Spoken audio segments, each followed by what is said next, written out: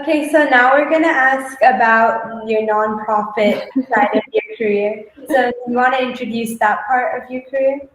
Sure. So it actually, I was always doing some volunteering, right? Like, I think it's, as a person, I'm sure you also do some volunteering, like here and there. It's usually like something that you do without even thinking. So it became more interesting for me when, again, at Deloitte, it's a huge international company. So they had this initiative when once a year, the whole company stopped working everywhere around the world. And it was called the Impact Day. It was the initiative. And every single office would go and volunteer at the local nonprofit, whatever you want to do, right? So I was doing that for a couple of years, loved it. The last 3 years I was with Deloitte, I've decided to organize it because someone needs to organize it.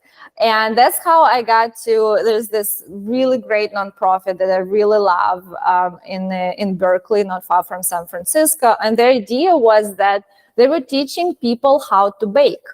So they had this 8-week program where, like if you're an immigrant, if you just like, you need a job, you need a skill. So what I loved about it, that they were not just giving money to people or helping them with whatever they need day to day, they were teaching them a skill. And they thought that they were teaching them how to bake. And the things that they baked, they were selling to local schools. So that was amazing. And so how we were, like, we couldn't teach them how to bake, as finance and accounting professionals, but what we were able to help them with was helping them with the interview process. Because after those people, learned how to bake and got the skills, they still needed to go out there and find the jobs. And we were helping with that. And those people, it was like the first time that we were even having an interview. So we were doing those like test mock interviews with them, just because we also, as a part of my profession is to hire people. And I was also hired, right? So remember how it felt when I was going through the process, and I was also helping with recruiting and hiring. So for me, it was the second nature. For those people, it was the first time, their first ever interview. So like professional interviews. So we were helping with that. We were helping them to create a resume, mock interviews, just kind of help them with their confidence. I love that. And because I was organizing those impact days every year, I really got to know the people who were running nonprofit. And I was able to actually see how the nonprofit works from the inside out. And that was also like super helpful experience for me. And I was just fascinated by the whole idea that you have this organization that's helping, and this is how you run it. And it was really interesting for me, just because like something that I've never actually even knew before, because I was always a volunteer. When the war in Ukraine happened, the full-scale invasion 2 years ago, almost like 2.5 now. So I'm originally from Russia, but my husband is originally from Ukraine. I was here in San Francisco. I was helping a lot, but I realized that I actually want to I want to help people directly. My husband didn't want me to go to Ukraine, but what I did, I went to the border with Hungary, Ukraine and Hungary. And I volunteered there. I stayed there at the border for months. It was a small train station. And so what happened when the war started, because it was so sudden, in the first months of the war, about 12 million people left the country in just a few weeks. And the borders were extremely overwhelmed, with all the people coming, and they were mostly women and children. So a lot of help needed just to, meet them at the border, help them with whatever they needed, and get them inside, Europe, whatever they needed to go, just because it was like really hectic and really crazy. So I was there for a month, and was organizing buses, to get these children and women further into the Europe, translating because I speak Russian. So just like helping, like organize all the nonprofits who came to the border. It was extremely rewarding experience. When I came back to San Francisco, I realized that we need to continue helping. And the thing is, when something like that happens, people were very generous. They gave a lot of money. But if you just ask them for, just for money, they trust you and they'll transfer you like $100 on Venmo. But if you give them a long-term way of, donating, like organizing your nonprofit, like your own 501c3, then they'll be sending you donations like every month for like $1,000. So, and that's actually what happens. So it's, and for them, when they donate to 501c3, which is a nonprofit organization, it's a tax deduction for them. And there is also more trust because we take the money, we spend the money and then we report back. We send them the pictures, like we bought an ambulance and we send it to the front lines, and it's been evacuating civilians and military personnel for the last 2 years. So, it's just, it's more like now you have this, you have this organization that's helping, that has a mission, and there is definitely more trust. And we see that we have more donations coming in, and we organize amazing fundraising events, and people come and donate more, and we organize dinners, evenings, we promote Ukrainian culture, and this is something that I do, I don't pay myself. This is literally what I'm doing for free. Again, all my finance skills really help me to do that, and the part that, I'm helping so many people, actually, it makes me like a better person for sure. So, yeah, but that's something that I'm really passionate about. And that's why I'm doing it. Yeah. Would you say that the average person could make their own nonprofit? What is it? Yeah, it was so easy. Oh my God. I didn't know that it's so easy. I thought it like requires you I don't know, but it was like really easy. My husband did all the research. He's in tech industry, and it was like relatively easy. You need 3 officers to start, and so it's me, my husband, and I asked my friend who's originally from Ukraine. She's also in finance, and 3 of us, we've been running it. We opened a bank account, but again, because there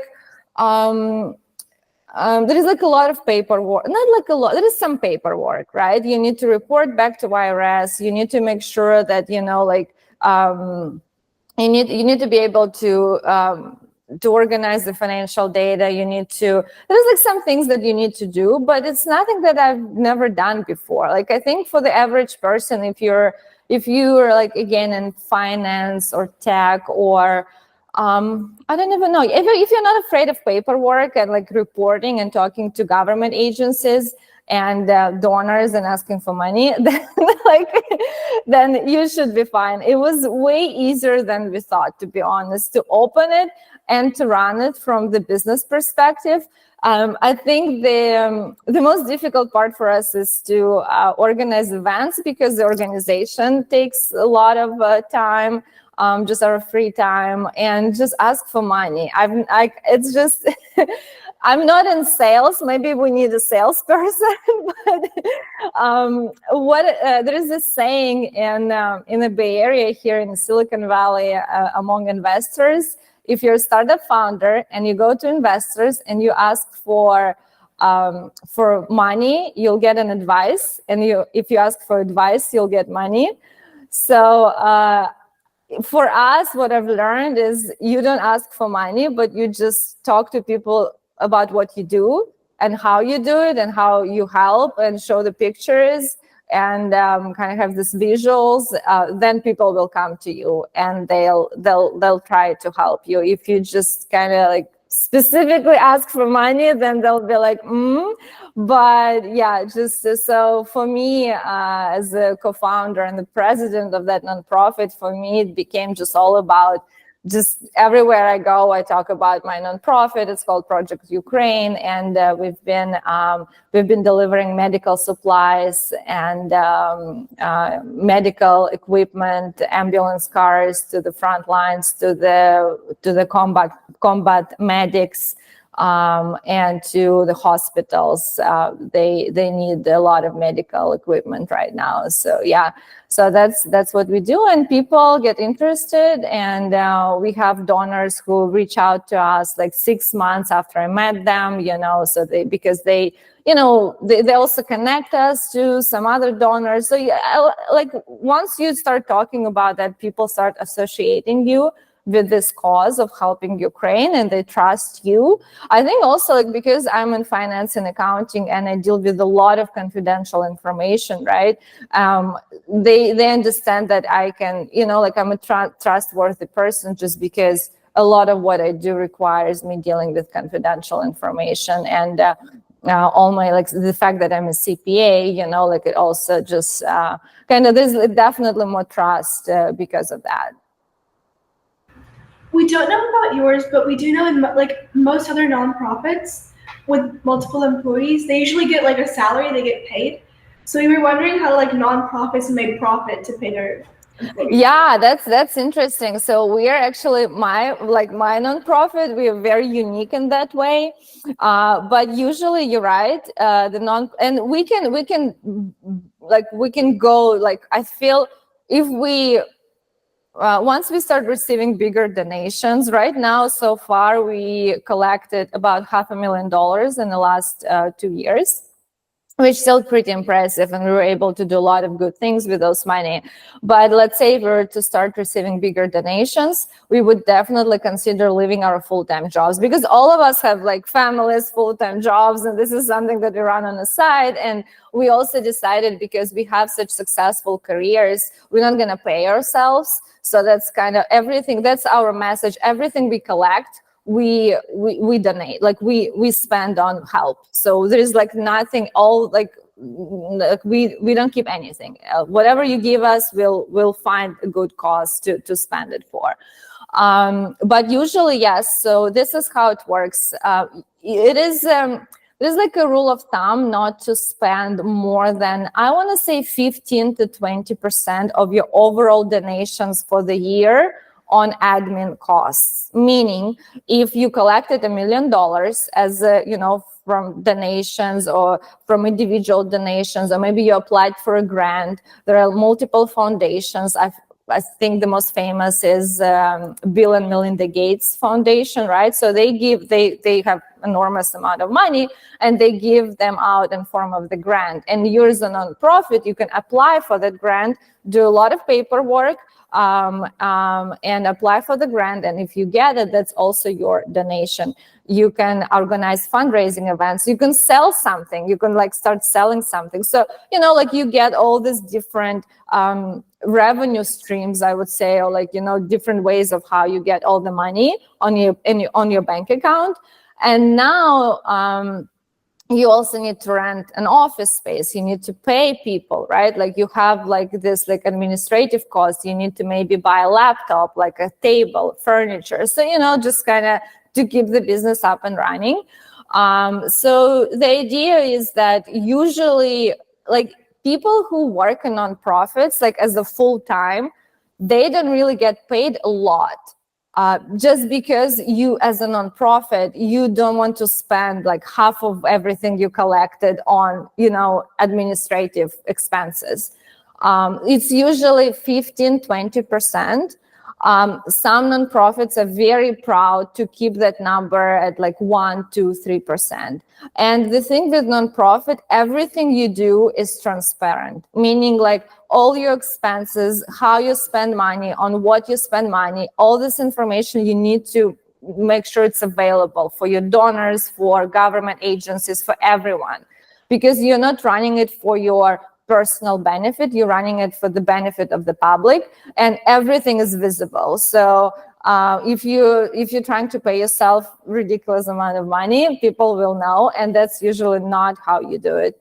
And if you're keeping your expenses at like 2, 3, 4%, you're usually very proud of that. And you put it on your website, and you communicate it to the donors that we're not spending much, we're spending something, but it's not a lot. And unfortunately, I would love to do it full time, but I mean, the salary I can pay myself, it's not even half of what I'm making as a finance professional. So maybe later, once I secure my, financial stability, I would love to do it full time. But unfortunately, it's not the place where you go to make money. It's the place where you can go to make a real impact. So you said you started the nonprofit with 3 or 4 people. Has it grown now today with more members that are helping? Yes, it's actually incredible story, because when I was volunteering at the border, one of my friends who used to live in San Francisco, she came back to live to Ukraine. And when the war started, she was crossing the border with her 2 sons. And I was there volunteering at that station. And that was it was absolutely incredible, because I was so busy. I was working 12, 15-hour shifts. And I wasn't even sure what's happening. And one of my friends texted me, and they were like, "Oh, I think Lana is going to cross where you are," because they knew I'm in Hungary. But they were like, "Where are you?" I'm like, "I'm at this train station, which is a major point of crossing." I think it's a very short border, and I think about 1 million people crossed that border in the first 3 weeks. So it's insane amount of people, and she was one of them. And it was so crazy to see her. She only had a backpack of her clothes and 1 suitcase, and each of the kids had a backpack, and that's it. And they just ran, they just left in a matter of first 24 hours. So it was incredible to see her there, and I helped her to cross, and it was very emotional. And she actually she was in Europe for some time, and then she decided to come back to San Francisco long term when she realized the war is not going to end anytime soon. So she arrived, we helped her to settle in, and she joined our nonprofit. So she's a 4th official member. And we also have volunteers. A lot of nonprofits actually survive on volunteers, for specific project, for if you're organizing a fundraiser or whatever you do. I also realized how when I was a volunteer at nonprofit, I was yeah, I'm sure I'm gonna help, I'm gonna feel better afterwards, I do something whatever helps you. But now when I'm running my own nonprofit, I realize how actually it really helps. What are some struggles you face as a nonprofit organization? I think for us, it's very interesting, because usually nonprofits have a long-term goal. They, for example, they are trying to solve some environmental issues, or again, they're teaching people some skills, or they are animal shelters, right? It's something long term, and you're trying to solve a problem in a society and help in the long term. For my nonprofit, it's we created it, during the war, kind of to just help. The reason why my nonprofit exists is because something horrible happened in the world, and I wish I didn't have to even have it, but it's just something so horrific is happening that we're trying to help.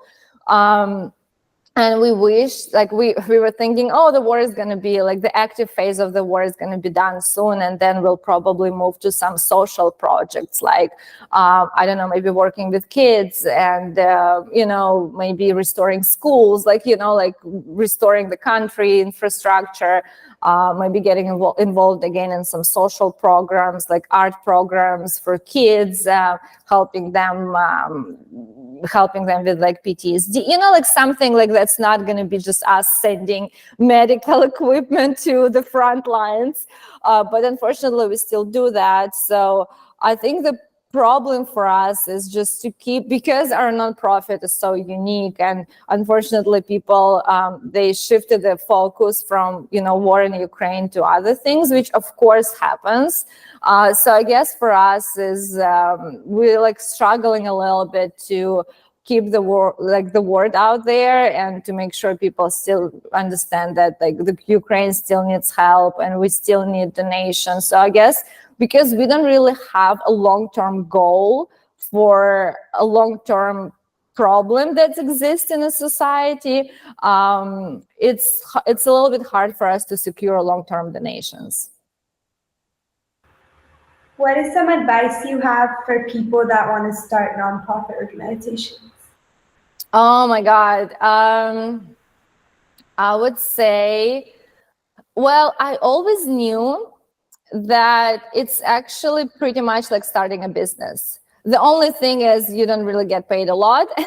And everything you make, you kind of just putting back into, putting back into the business. So I kind of knew that it's not like nonprofit is like completely different form of organization from a regular business. No, but when like it's like running your own business pretty much, like for sure. It's not like now when I'm in it, I'm like, wow, okay, so this is it. Like I'm like a business owner. Like it's like my own startup. It's like my own business. Except for it's not for myself. It's not for my own benefit, and it's for the benefit of people I've never met. I think that's extremely rewarding. But people who start their nonprofits do it. It's extremely rewarding. But at the same time, do not forget that it's like running your own business. There is nothing really fundamentally different. What are you most proud of in your nonprofit? Most proud. I think just the fact that we still have it, and we just put together an incredible team of people and long-term donors. Everybody's, it's funny because I do feel like I'm just giving the opportunity for people to help. And when I was donating money to different nonprofits, I was always saying, and they were like very thankful, right? But I remember I was always saying, well, I'm just writing a check. You're doing all the work. And now when I have my own nonprofit, I realize that I'm giving people a chance to help, and they feel great about it, right?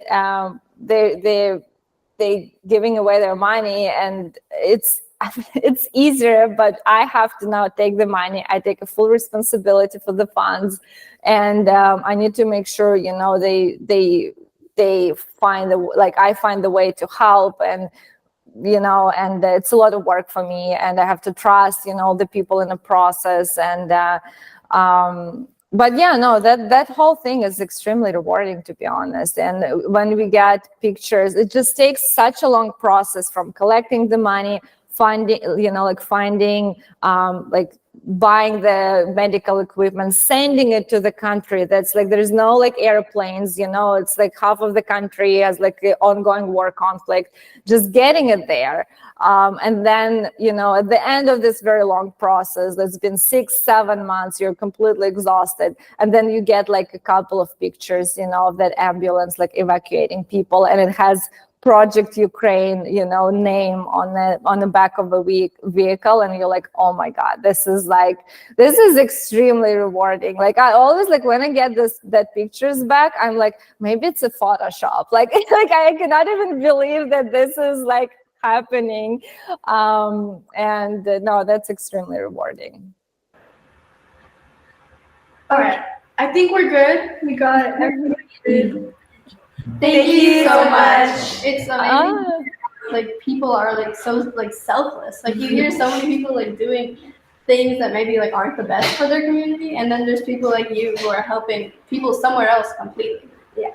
Thank you so much. And what you're doing is great. Yeah, get to know what people are doing out there, and no, that's great. And good luck to you. Oh my God, that's amazing.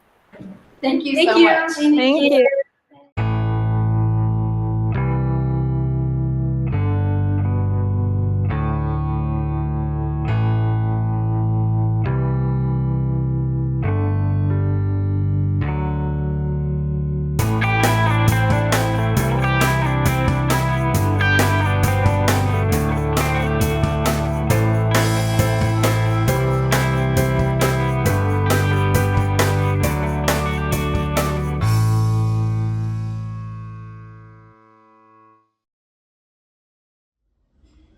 Hey guys, hope you learned something new from this video. Please make sure to like, subscribe, and share with all your friends. Bye!